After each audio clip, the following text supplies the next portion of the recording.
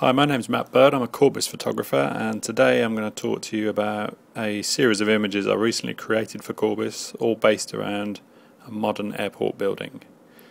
Firstly, I needed some background images to work with, so I flew off to Valencia in Spain and shot some modern architecture there that I was interested in to make the basic structure of the airport buildings I wanted to create.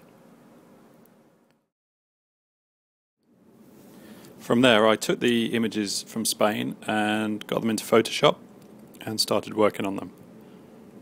Removing any of the unwanted background, just leaving the building structure, I then added some sky to the background and then some additional buildings and some cars, taxis, then a main airport sign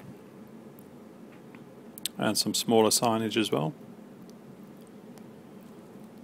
and then just blended the image and added a little bit of flair for atmosphere.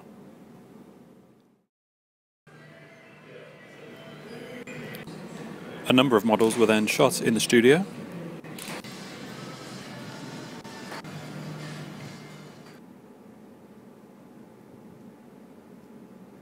and the final cutout images of the models were then dropped into the backgrounds, and some final details added like badges and name badges for the uniforms.